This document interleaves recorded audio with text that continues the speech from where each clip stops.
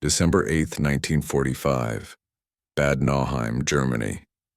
Soviet intelligence officers in Moscow gather around a table covered with decoded American transmissions. They aren't monitoring troop movements or supply routes. They're tracking one man, General George S. Patton, and they know exactly what he's about to do next.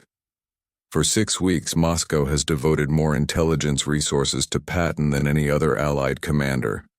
Not Eisenhower, not Bradley, not Montgomery. One American general threatens everything they've built, everything they've infiltrated, everything they've stolen. And tonight, Patton is about to expose them. In his private quarters, Patton checks his watch. 7 minutes until his scheduled communication window with Eisenhower's headquarters in Frankfurt. On his desk sits 3 handwritten notebooks. Names, dates, intercepted messages, evidence of a spy network operating inside the Allied command. Patton keys the transmitter, waits for the encrypted channel, then speaks for 43 seconds. What he says will get him killed. The Soviets had been watching Patton since October 1945. He commanded Third Army, overseeing occupation duties in Bavaria, routine work, disarming German units, processing prisoners. Nothing threatening. But Patton noticed something the Soviets couldn't hide. Every time Allied forces planned an operation, even minor ones, Soviet troops would reposition, reinforce sectors, adjust defenses, as if they knew exactly what was coming. At first, Patton thought it was good intelligence work. The Soviets had spies. Everyone knew that. Captured Germans who switched sides. Local communists feeding information. Expected. But the pattern was too precise. The Soviets weren't getting general intelligence. They were getting specific operational details, timetables, unit designations, objectives, information that should have been restricted to Allied command staff only. Patton started testing his theory. In early November, he proposed a joint Allied-Soviet inspection near the Czech border, scheduled for November 15th. Patton deliberately restricted the details. Only 5 people knew the exact route and timing. On November 14th, one day before the inspection, Soviet forces reinforced every single location along the planned route, set up checkpoints, positioned troops, exactly where the inspection team would travel, as if someone had handed them a map. Patton knew immediately. Someone leaked the plan. He started a quiet investigation, interviewed his staff, reviewed communication logs, checked access to operational files. Everything pointed to one man, Captain James Weston, 32 years old, Harvard-educated, fluent in Russian, assigned to Patton's headquarters in August 1945 as translator and communication specialist. Perfect credentials, impeccable record, and according to Patton's intelligence staff, probably a Soviet agent. The evidence was circumstantial. Weston had attended every planning meeting where leaked information was discussed. He had access to communication channels with higher headquarters. He'd been seen meeting with Soviet officers at official functions. In one case, a subordinate reported seeing Weston pass an envelope to a Soviet colonel at a reception in Frankfurt. When questioned, Weston said it was routine paperwork, an inspection schedule already shared through official channels. Maybe innocent, maybe not. Patton couldn't prove anything. Not enough for arrest, not enough for court-martial. But his instincts told him Weston was the leak. And if Weston was feeding information to the Soviets, someone higher up had to be protecting him. That's when Patton started looking at the people surrounding Eisenhower. The advisors, the intelligence officers, the political appointees inserted into military command during the war. One name kept appearing, Alger Hiss, State Department official, advisor to Roosevelt at Yalta, now working in the newly formed United Nations, but still connected to policy decisions, still in communication with military leadership, still influential. Patton had met Hiss once, in early 1945, during Yalta conference preparations. Thought he was arrogant, condescending, more interested in accommodating Soviets than defending American interests. But that didn't make him a traitor. Except Hiss's name kept appearing in connection with leaked information, policies that benefited the Soviets, decisions that weakened American negotiating positions. Patton started collecting evidence, personal notes, observations, dates when information was shared and when Soviet action suggested they'd received it, patterns of who attended key meetings, connections between State Department officials and military intelligence. By late November, Patton had filled 3 notebooks.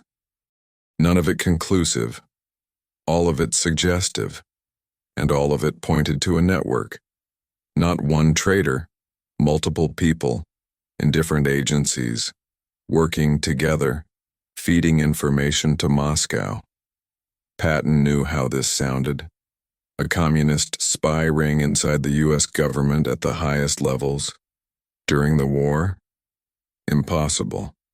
Nobody would believe him, unless he had proof, hard evidence, something undeniable. On December 3rd, Patton's intelligence staff intercepted a communication.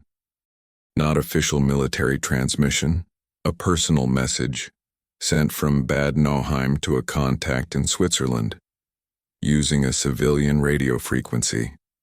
The message was coded. Patton's codebreakers cracked it in 24 hours.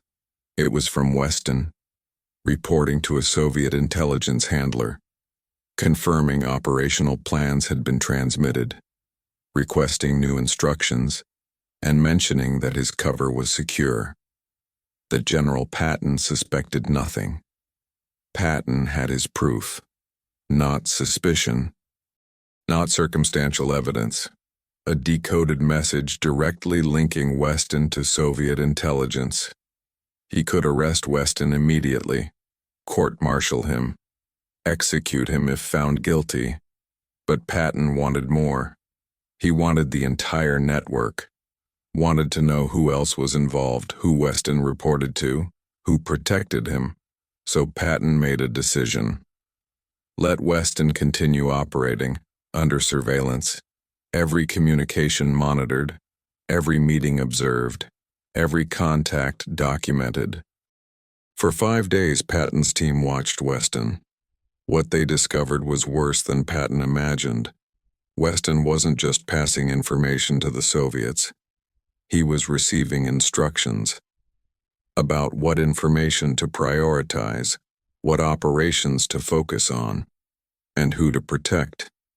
The instructions mentioned names, Allied officers, State Department officials, people who were part of the network, people who couldn't be exposed. One name appeared repeatedly, a code name only.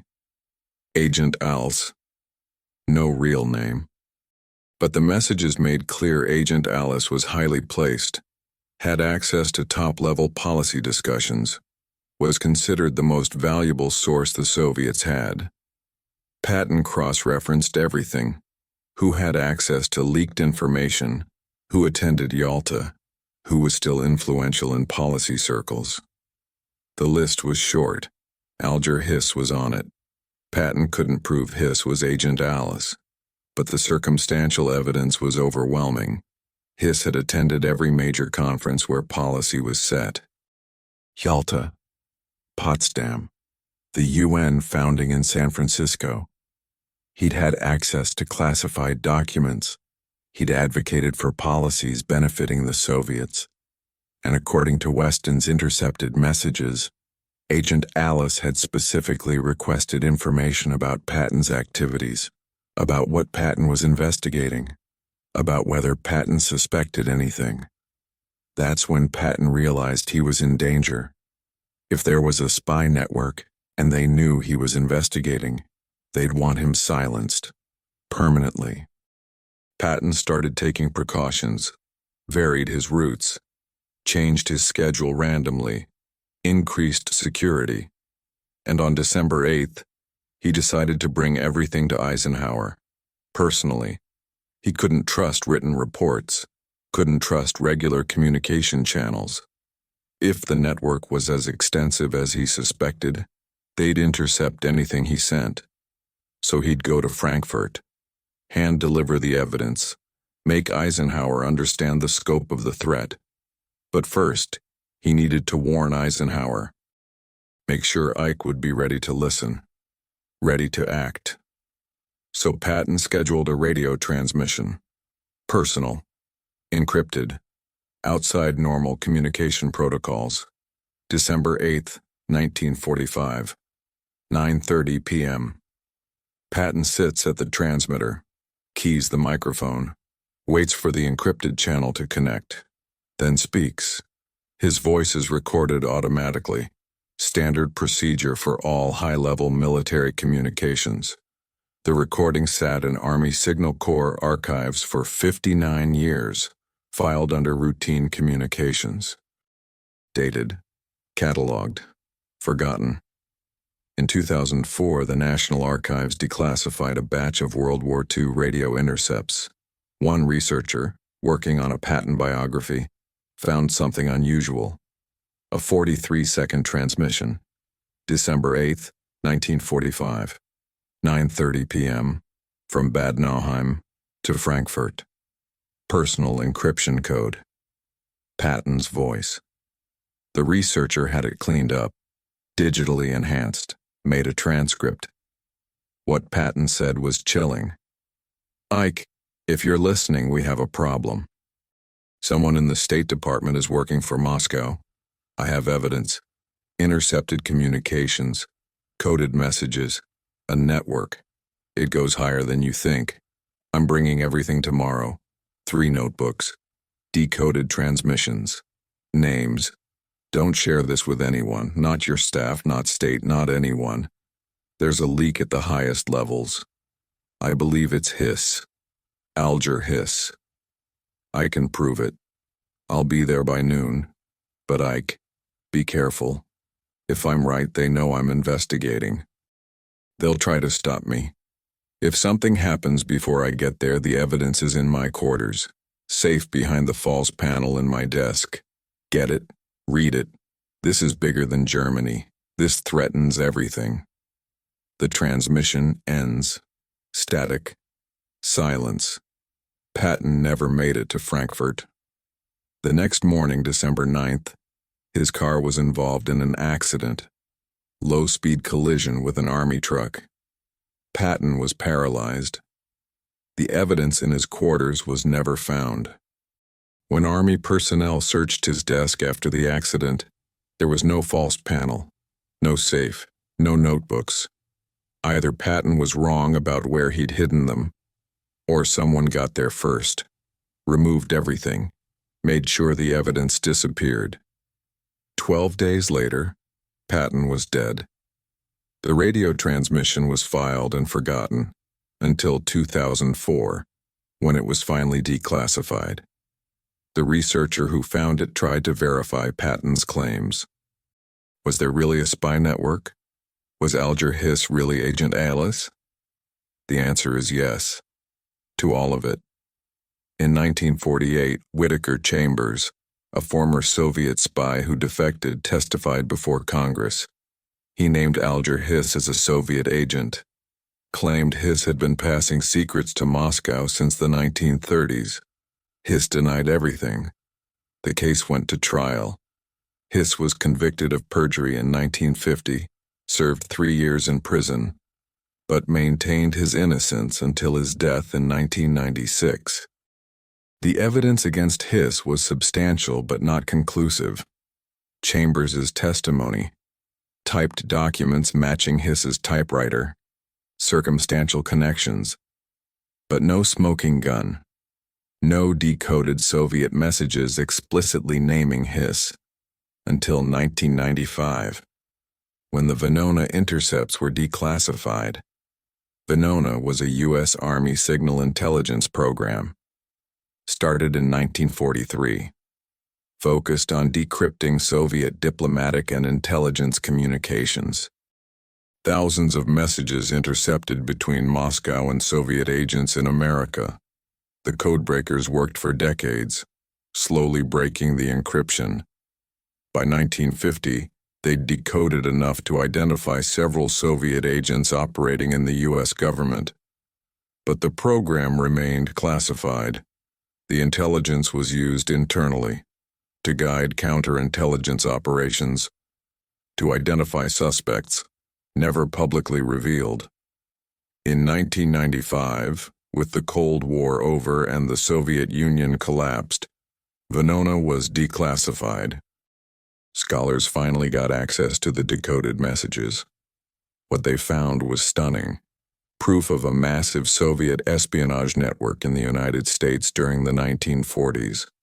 Hundreds of agents, in government, in military, in scientific research, all feeding information to Moscow.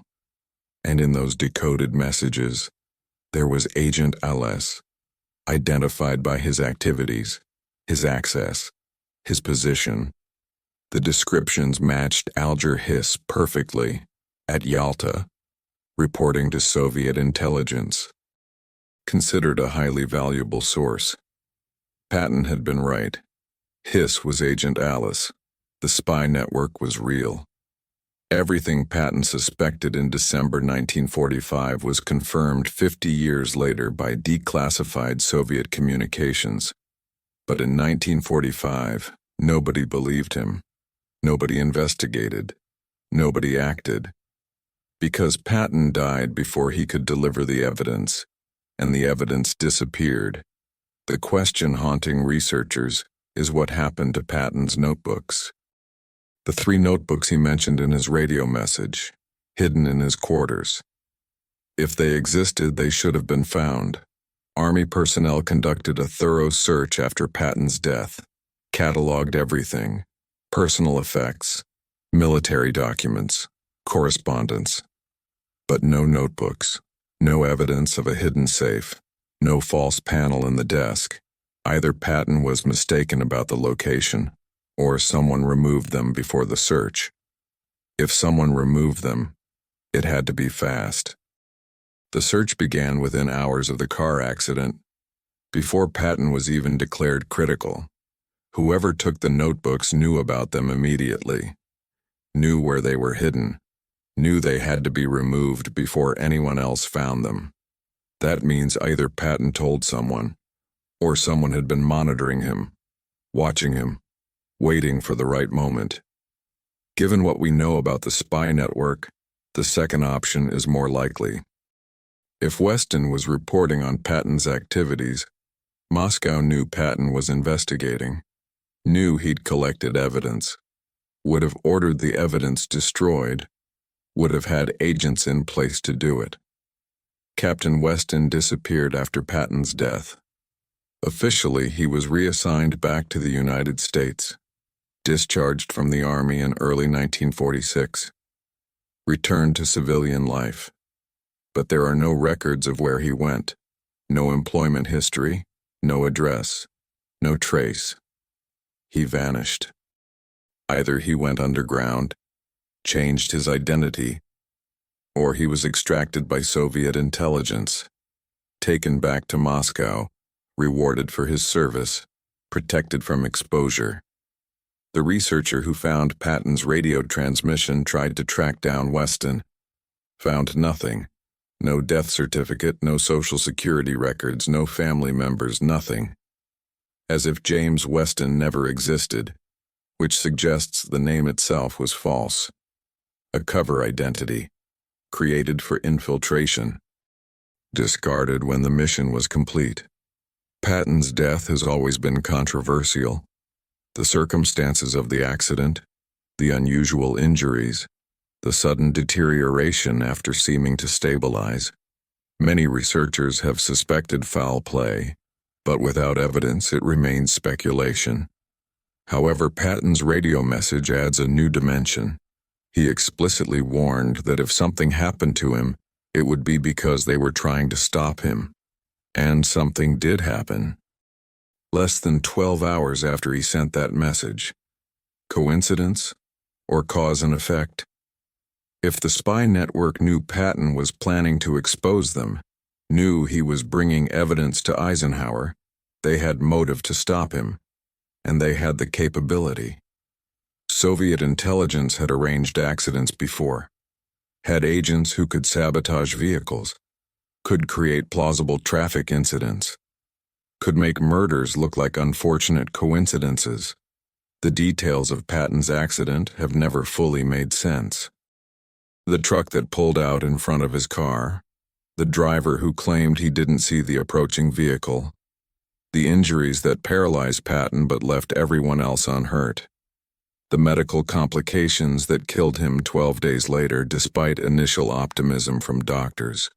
Any one of these could be natural. All of them together form a pattern that looks less like accident and more like assassination, but proving it is impossible. Too much time has passed. The witnesses are dead. The physical evidence is gone. The truck disappeared. The medical records are incomplete. All we have is Patton's warning, and the fact that he died before delivering his evidence, and the fact that the evidence vanished.